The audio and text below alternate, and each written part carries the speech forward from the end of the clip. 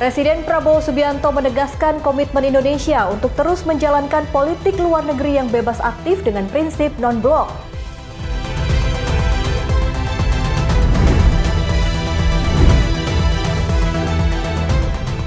Presiden ke-7 Joko Widodo meminta seluruh kader PSI terus bekerja keras memperkenalkan partai kepada masyarakat.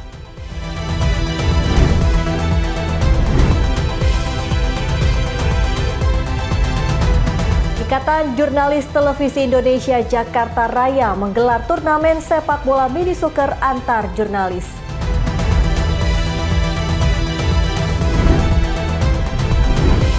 Halo, selamat pagi pemirsa setia Berita Nasional TV. Senang sekali Berita Nasional Pagi kembali hadir menyapa Anda. Selain 3 berita utama tadi, akan ada informasi lainnya dari dunia politik, ekonomi hingga isu sosial yang sedang hangat diperbincangkan. Bersama saya, Restulandari.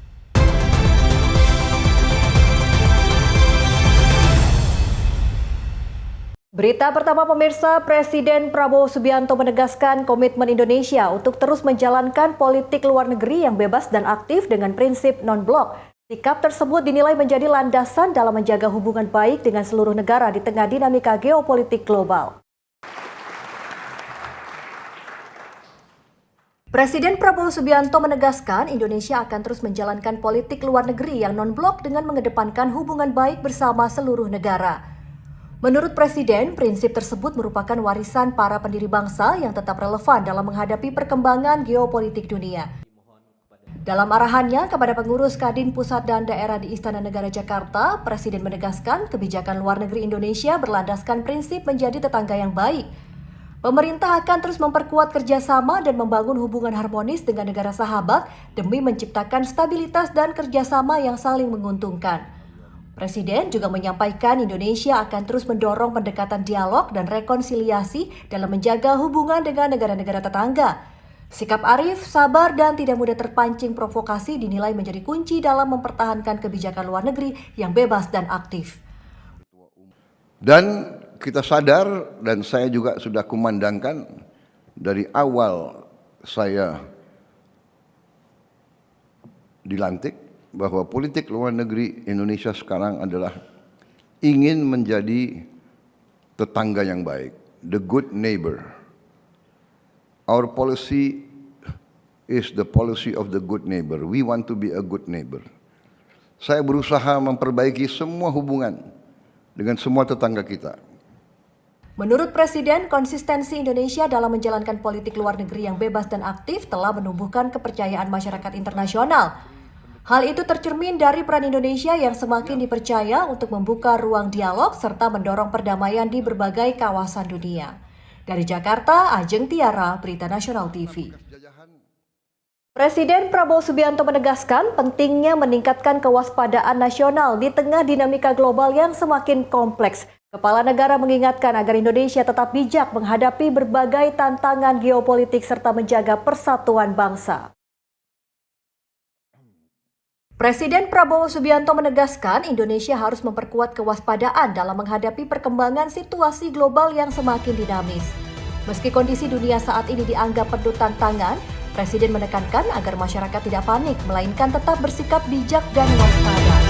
Penegasan tersebut disampaikan Presiden saat memberikan arahan kepada pengurus Kadin Pusat dan Daerah di Istana Negara Jakarta.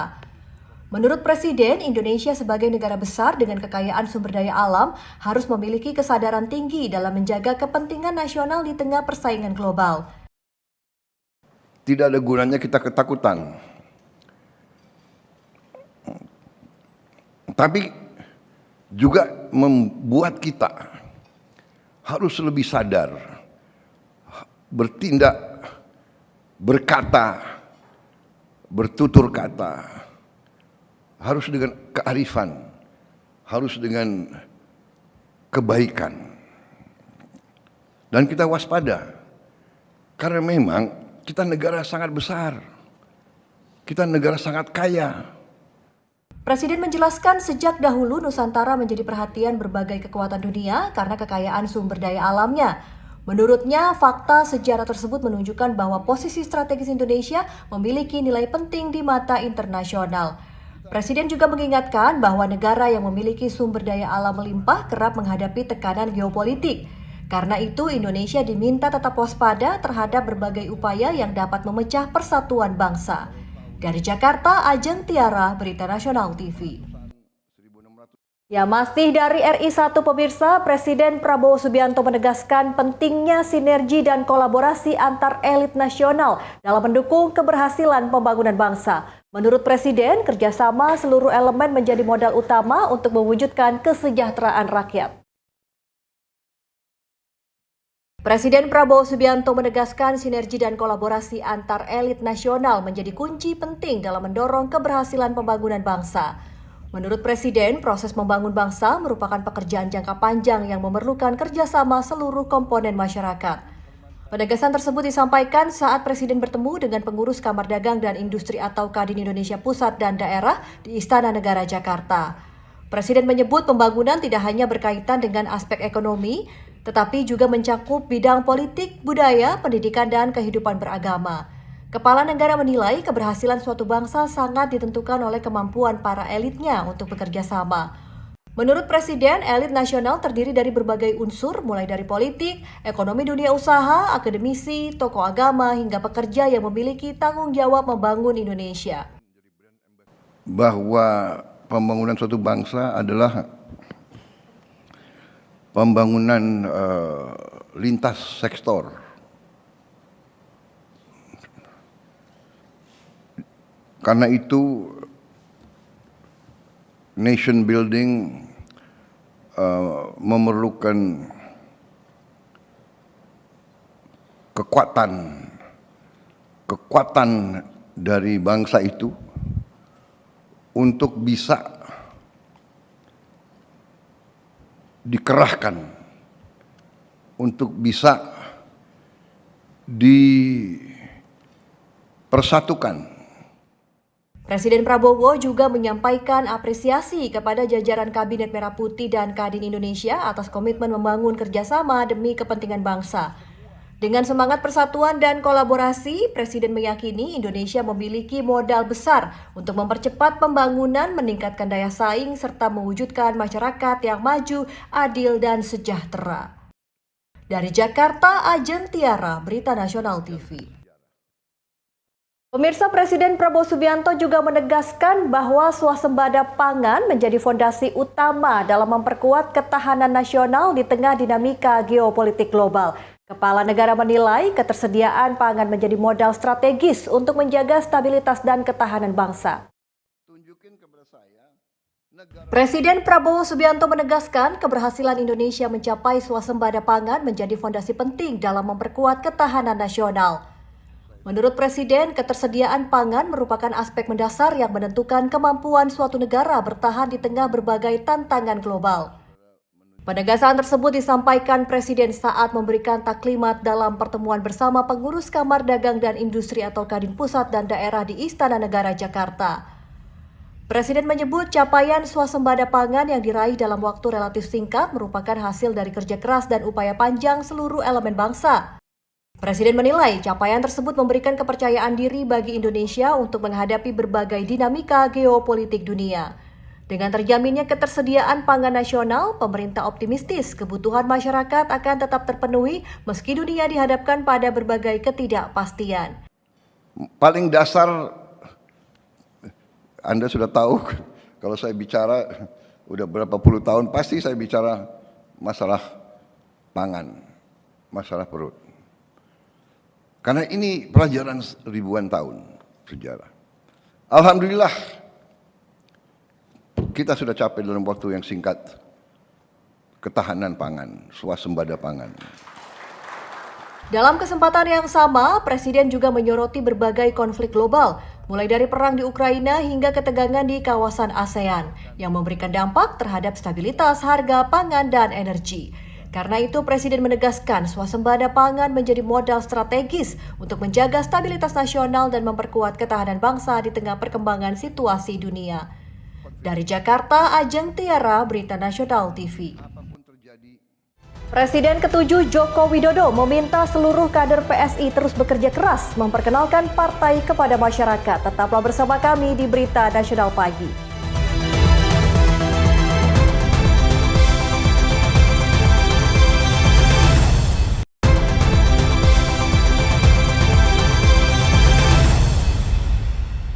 Anda kembali bersama kami pemirsa di Berita Nasional Pagi. Pemirsa, Presiden ke-7 Joko Widodo meminta seluruh kader Partai Solidaritas Indonesia atau PSI terus bekerja keras memperkenalkan partai kepada masyarakat. Jokowi menyebut PSI memiliki target besar pada pemilu 2029 yang tidak hanya sekedar menembus parlemen.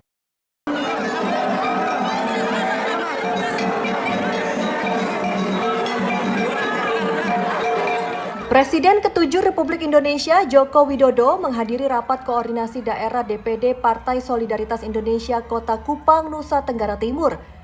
Di hadapan ribuan kader dan simpatisan, Jokowi mengajak seluruh kader untuk terus memperkenalkan PSI hingga ke tingkat akar rumput.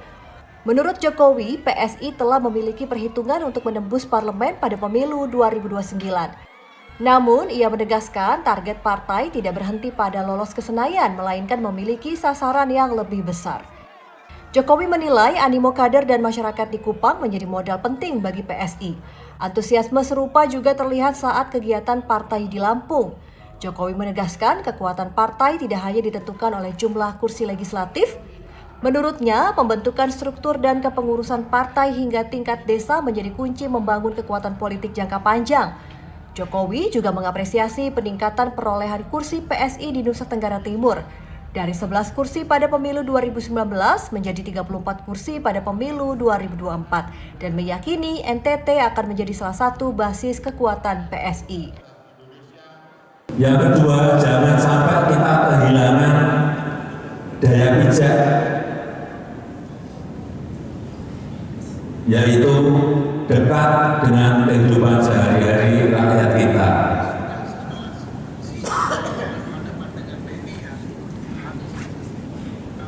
Kita harus hadir dengan konsisten dan PSI harus bisa menghadirkan manfaat yang nyata yang bisa dirasakan langsung manfaatnya oleh rakyat. Ini harus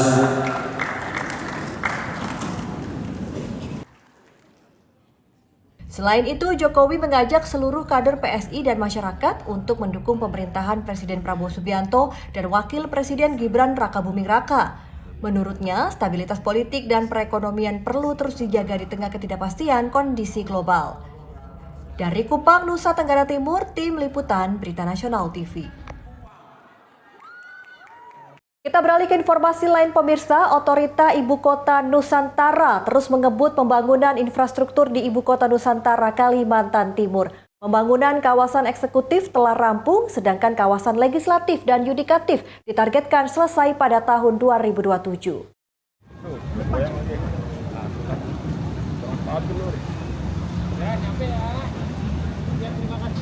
Pembangunan infrastruktur di Ibu Kota Nusantara, Kalimantan Timur terus berjalan sesuai tahapan yang telah ditetapkan. Pemerintah memfokuskan penyelesaian kawasan pemerintahan agar pemindahan pusat pemerintahan dapat berlangsung secara bertahap.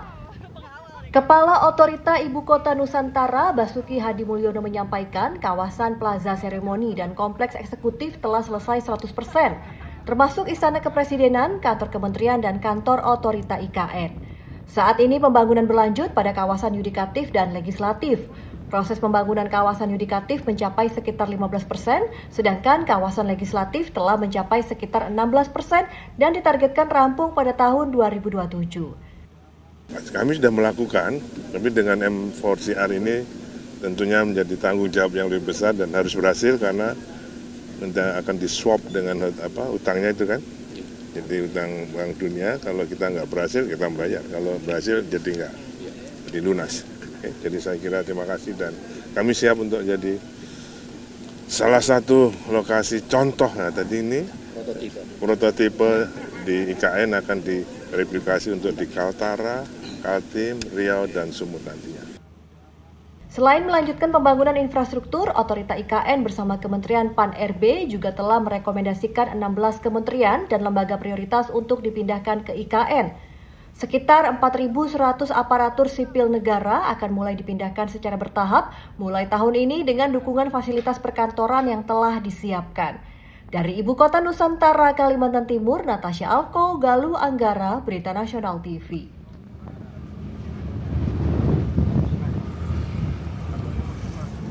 Masuk kita nih, naik.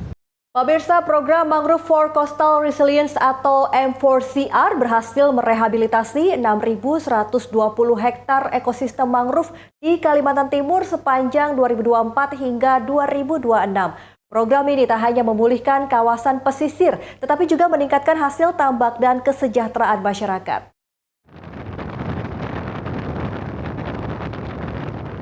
Program N4CR yang dikelola Kementerian Kehutanan melalui Direktorat Jenderal Pengelolaan Daerah Aliran Sungai dan Rehabilitasi Hutan menjadi bagian dari target nasional rehabilitasi mangrove seluas 32.634 hektar hingga 2027 di 4 provinsi prioritas.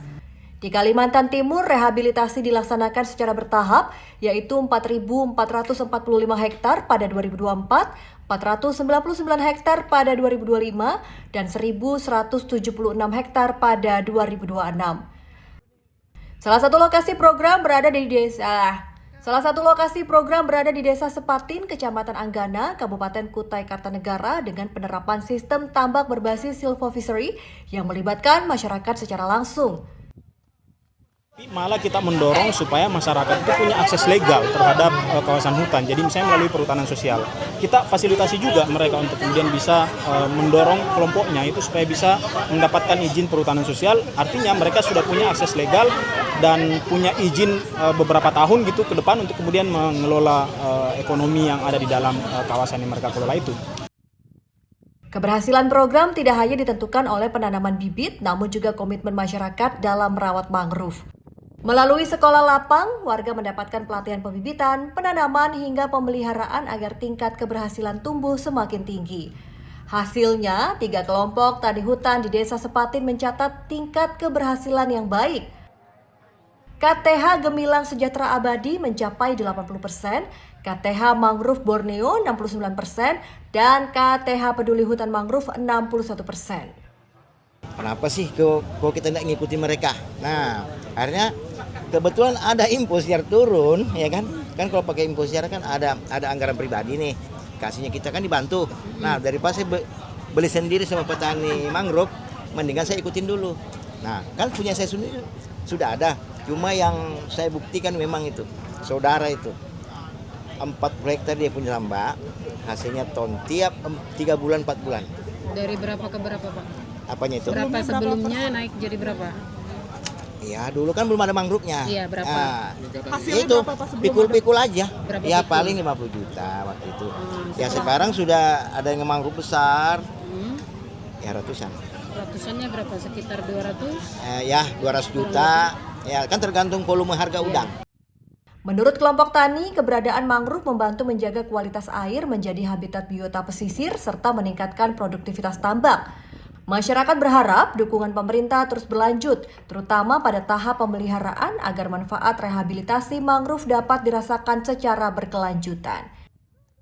Dari Kalimantan Timur, Natasha Alko, Galuh Anggara, Berita Nasional TV. Pemirsa, pembangunan Ibu Kota Nusantara terus menunjukkan perkembangan positif. Tak hanya mempercepat pembangunan kawasan pemerintahan, Otorita IKN juga terus memperkuat konsep Forest City melalui penghijauan dan rehabilitasi lingkungan.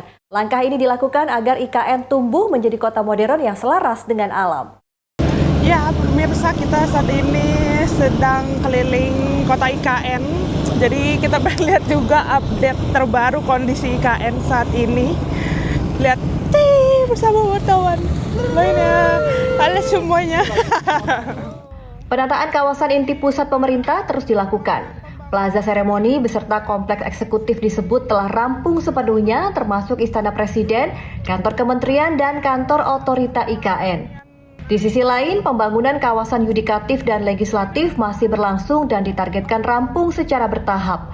Pemerintah berupaya memastikan seluruh kawasan pemerintahan terbangun sesuai rencana.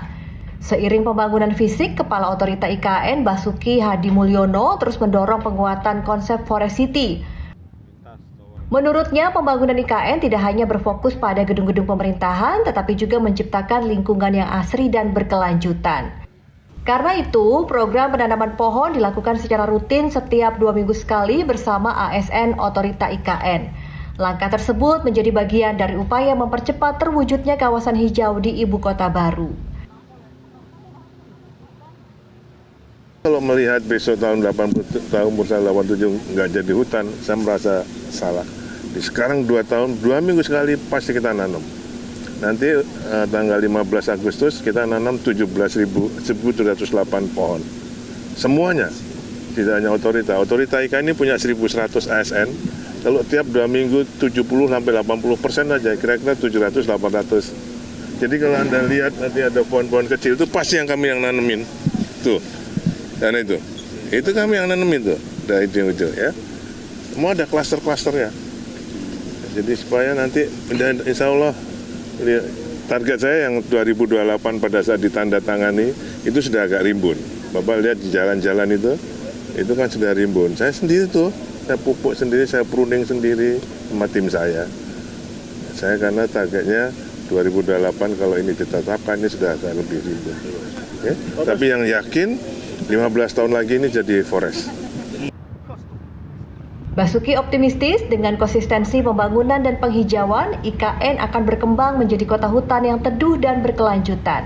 Konsep Forest City pun diharapkan menjadi warisan bagi generasi mendatang. Dari Ibu Kota Nusantara, Kalimantan Timur, Natasha Alko, Galuh Anggara, Berita Nasional TV. Batik dan inklusivitas bersatu di panggung Indonesia Fashion Week 2026. Setelah jeda berikut ini, tetaplah bersama kami.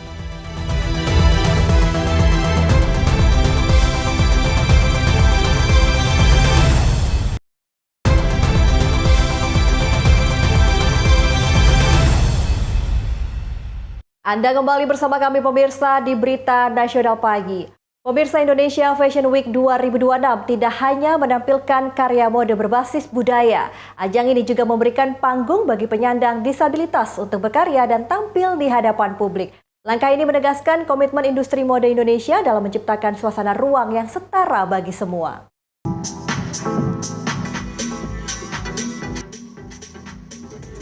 Di tengah ragam koleksi yang ditampilkan pada Indonesia Fashion Week 2026, semangat inklusivitas hadir melalui fashion show Moment by BT Batik Trusmi. Peragaan busana ini mengangkat keindahan batik Nusantara sekaligus memberikan ruang bagi penyandang disabilitas untuk tampil sebagai muse. Penyandang disabilitas dilibatkan dalam peragaan busana untuk menunjukkan bahwa dunia mode adalah ruang berkarya bagi siapa saja. Kehadiran mereka menjadi pesan kuat bahwa keterbatasan fisik bukan hambatan untuk tampil percaya diri dan mengembangkan potensi. Senang banget sih brand Momen inovasi batik gitu ya. Dan tadi dengan harapan mainan dunia gitu ya. Terus aku juga ngelihat bahwa Momen ini adalah brand yang inklusif gitu ya. Aku ngelihat ada misi kemanusiaan yang lagi dijalankan oleh Momen, yaitu untuk membantu para disabilitas untuk memberikan tongkat kepada mereka gitu ya. Dan ini juga aku pengen menunjukkan kepada dunia dan juga terutama teman-teman disabilitas bahwa disabilitas itu bukan halangan dan kita tuh masih bisa keren loh, kita bisa fashionable dan lain sebagainya. Sebagai salah satu muse, Ali Amran Al-Afif menilai kehadirannya menjadi bukti semakin terbukanya kesempatan bagi penyandang disabilitas di industri mode Indonesia. Menurutnya, setiap orang memiliki hak yang sama untuk berkarya dan mengekspresikan diri. Melalui koleksi yang memadukan kekayaan Wasantra Nusantara dengan sentuhan kontemporer, Indonesia Fashion Week 2026 menegaskan bahwa industri mode tidak hanya berbicara tentang tren, tetapi juga tentang kesetaraan, keberagaman, dan kesempatan bagi semua untuk bersinar. Dari Jakarta, Anggada Agung, Berita Nasional TV. Indonesia Fashion Week 2026 menjadi ajang bagi desainer muda untuk menampilkan kreativitas dalam mengembangkan Wasantra Nusantara. Salah satunya melalui koleksi busana anak yang memadukan batik dengan gaya Harajuku Jepang sebagai upaya menarik minat generasi muda terhadap batik.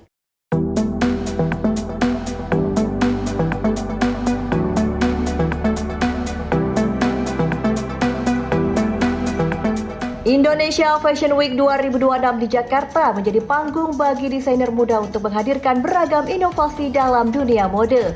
Berbagai koleksi ditampilkan dengan mengangkat kekayaan wasantara Nusantara dalam balutan gaya yang lebih modern.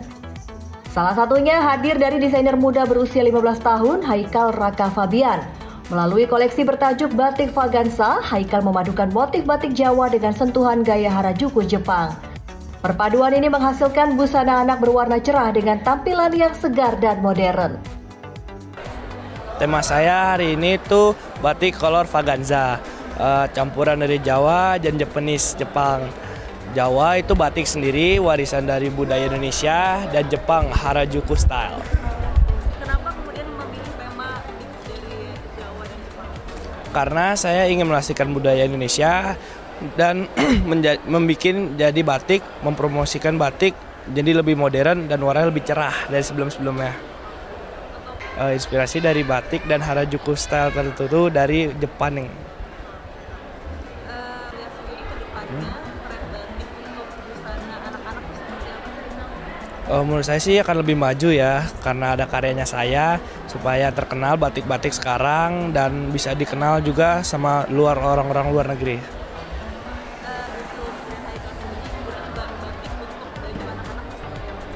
Semoga brand aku sih dikenal di luar negeri dan semoga batik dikenal juga sebagai pakaian kayak seperti orang-orang luar.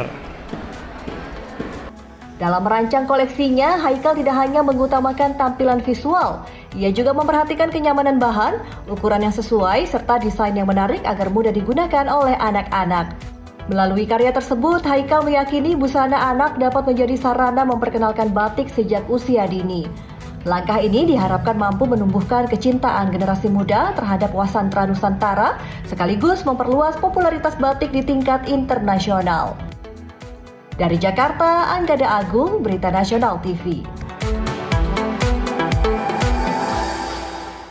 Pemirsa, tren fashion hewan peliharaan terus berkembang di Indonesia. Tidak lagi sekedar aksesori, busana untuk anjing dan kucing kini menjadi bagian dari gaya hidup, sekaligus membuka peluang industri kreatif tanah air menembus pasar internasional.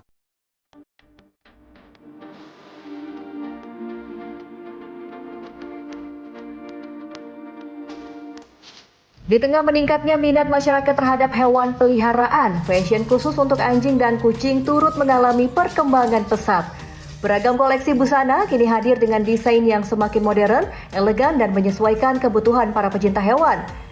Salah satu pelaku industri fashion hewan asal Bandung, Paul Style, menghadirkan koleksi busana premium bergaya horticulture untuk anjing dan kucing. Dalam sesi pemotretan di Jakarta Selatan, sejumlah hewan peliharaan tampak mengenakan gaun mewah dan busana bernuansa kebaya modern yang dipadukan dengan pakaian senada milik para pemiliknya. Koleksi tersebut dibuat menggunakan kain premium dengan detail hiasan yang dijahit secara manual. Busana ini dirancang untuk digunakan pada berbagai acara khusus seperti pemotretan, pameran, fashion show, hingga perayaan bersama hewan peliharaan. Tentu menyenangkan melihat Anabul kesayangan mengenakan pakaian yang juga istimewa sama seperti aku. Jadi rasanya seperti kita kayak bersinergi aja. Jadi ini selalu menyenangkan, selalu ya exciting moment lah untuk aku bersama dengan Anabul aku, karena aku ingin merekam dan mendokumentasikan sebanyak mungkin memori yang manis gitu. Apalagi dengan baju yang seindah ini, itu akan membuat kita sih merasa dengan sangat luar biasa. Paul Style berawal dari inisiatif desainer Alvin O pada tahun 2021. Setelah lama berkarya di dunia fashion manusia, ia melihat peluang baru di industri fashion hewan yang terus berkembang. Meski mengutamakan tampilan yang menarik, setiap busana tetap dirancang dengan memperhatikan kenyamanan dan keamanan hewan. Sekarang tuh orang-orang pada open minded ya. Jadi fashion itu nggak cuman buat manusia aja, buat hewan, tapi tetap walaupun fashion buat hewan, yang paling penting itu nyaman hewannya. Dan kalau misalnya kan baju-baju kayak gini mungkin bisa dilihat, aduh ini kasihan banget kayak nyiksa buat hewannya. Padahal baju-baju kayak begini itu dipakai cuman on occasion doang, photoshoot lah, atau misalnya mau ngerayain celebrate ulang tahun anjingnya. Dia pakai cuman 15 menit, paling juga 20 menit, udah gitu dia take out juga sih sebenarnya, seperti itu sih. Jadi saya membuat pakaian hewan yang emang dari segi bahan itu tidak bikin anjing kepanasan atau nggak nyaman, karena fabric yang kita gunakan juga yang dipakai anak kecil tuh nyaman lah gitu. Cuman dari mungkin segi panjang dressnya atau apa, jika dipakai lama pasti tidak nyaman. Maka dari itu mungkin fashion-fashion yang saya buat itu memang untuk kebutuhan event dan occasion-occasion tertentu. Seiring meningkatnya permintaan, koleksi Paw Style kini tidak hanya digemari di dalam negeri, tetapi juga dipesan oleh pelanggan dari berbagai negara seperti Thailand, Vietnam, hingga Amerika Serikat. Sebagian besar pemesanan dilakukan secara daring, menunjukkan besar minat pasar internasional terhadap karya desainer Indonesia.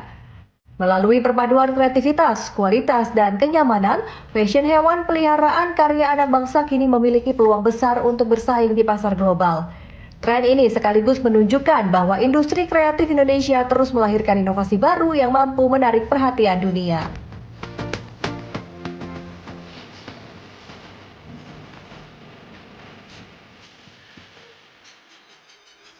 IJTI Jakarta Raya gelar turnamen antar jurnalis. Setelah jeda berikut ini, tetaplah bersama kami di Berita Nasional Pagi.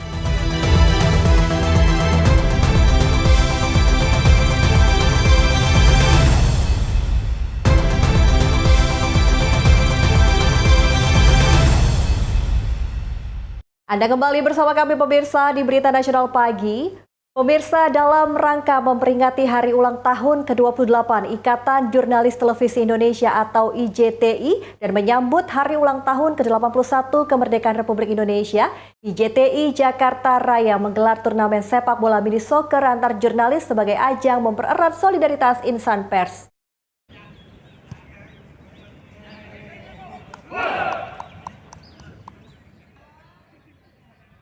Sekitar 180 jurnalis dari berbagai kelompok kerja di Jakarta, Depok, Tangerang, dan Bekasi mengikuti turnamen IJTI Jakarta Raya Cup Mini Soccer antar jurnalis yang diselenggarakan di lapangan Kodam Jaya, Jakarta, Sabtu 1 Agustus 2026. Kegiatan yang digelar dalam rangka hari ulang tahun ke-28 IJTI dan hari ulang tahun ke-81 Republik Indonesia ini menjadi ajang memperkuat silaturahmi di kalangan insan pers. Ketua IJTI Jakarta Raya, Tatang Z Putra menyatakan turnamen ini tidak hanya menjadi momentum perayaan, tetapi juga menjadi sarana membangun kebersamaan serta memperkuat sinergi dengan Kodam Jaya dalam mendukung penyampaian informasi yang akurat kepada masyarakat. Sementara itu, Ketua Umum IJTI Heri Kurniawan turut mengapresiasi penyelenggaraan turnamen yang dinilai berhasil menjadi wadah bagi para jurnalis untuk menjaga kekompakan di tengah padatnya aktivitas peliputan. Pertama, saya ucap apresiasi kepada kawan-kawan di IJTI Jakarta Raya sudah menyelenggarakan turnamen sepak bola yang sangat luar biasa ini, dan kegiatan ini adalah bagian dari perayaan ulang tahun IJTI yang ke-28, sekaligus juga merayakan ulang tahun kemerdekaan Republik Indonesia yang ke-81.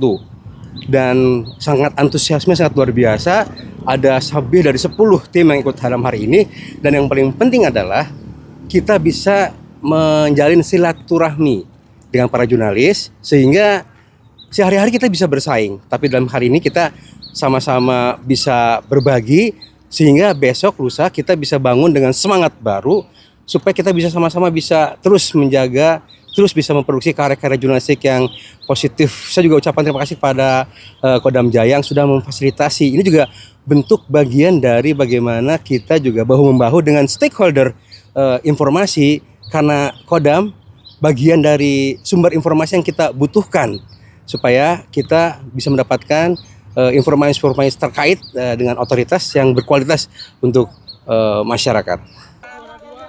Turnamen IJTI Jakarta Raya Cup juga mendapat dukungan dari Kodam Jaya serta sejumlah mitra dan sponsor. Kegiatan ini diharapkan dapat terus menumbuhkan semangat sportivitas dan profesionalisme di kalangan jurnalis. Pada kompetisi ini, tim Pokja Depok berhasil meraih gelar juara pertama, disusul Pokja Jakarta Pusat sebagai runner-up, sedangkan Pokja Bekasi dan Pokja Jakarta Barat menjadi juara ketiga bersama. Dari Jakarta, tim liputan Berita Nasional TV.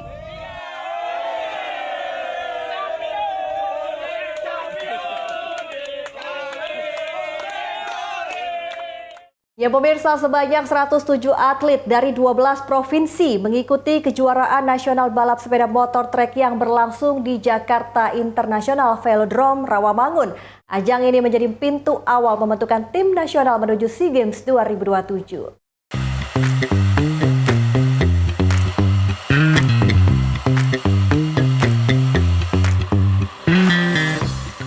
Kejuaraan nasional balap sepeda nomor trek resmi bergulir di Jakarta International Velodrome Rawamangun. Kompetisi yang berlangsung pada 31 Juli hingga 2 Agustus ini diikuti 107 atlet terbaik dari 12 provinsi di seluruh Indonesia. Kejurnas Trek menjadi seri penutup dari rangkaian 5 kejuaraan nasional yang diselenggarakan Indonesia Cycling Federation.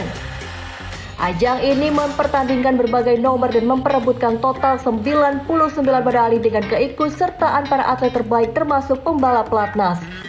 Kejuaraan nasional kali ini memiliki arti penting karena hasil yang diraih para atlet akan menjadi salah satu dasar penilaian dalam pembentukan tim nasional Indonesia untuk menghadapi SEA Games 2027. Indonesia Cycling Federation juga menerjunkan tim analis untuk memantau performa setiap pembalap. Indonesia Cycling Federation menegaskan komitmennya untuk memberikan kesempatan seluas-luasnya bagi para pembalap terbaik agar dapat memperkuat tim nasional. Melalui kejurnas ini diharapkan muncul talenta baru yang mampu mengharumkan nama Indonesia pada ajang internasional. Dari Jakarta, Mahendra Dewananta, Berita Nasional TV.